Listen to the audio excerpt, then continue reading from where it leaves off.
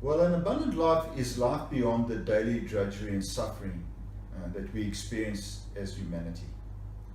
It is the life that is progressively free from what one would call the small ego, the ego that we present to the world, and a realization of the true self, who you really are within yourself.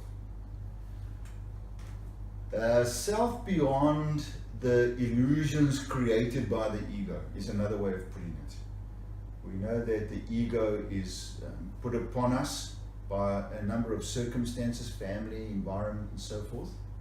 And so it is to move beyond that illusion, to come into contact with the true self and live from that true self, helps to create that abundant life.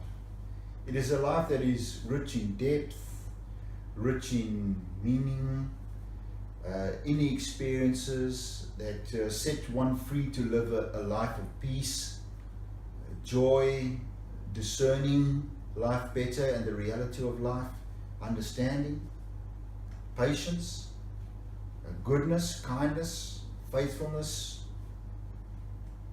a life of gentleness instead of aggressiveness and a lot of frustration, and also a life that allows you to have a self-control over yourself, so that you can deal with emotional situations, difficult situations much more easily. And most of all, it is a life of love, love of the self and love of other people. That is abundant life.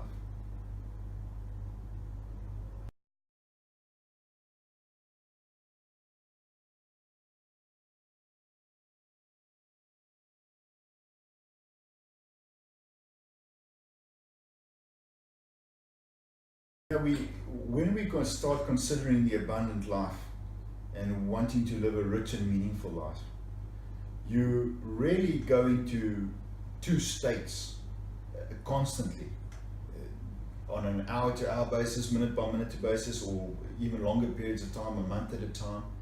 You experience what I like to term a time of fruitfulness, where you are expanding, you're making choices that are giving life, you're moving forward in your life, you're progressing, you're starting to experience more and more of this richer life, a life full of love and hope and so forth.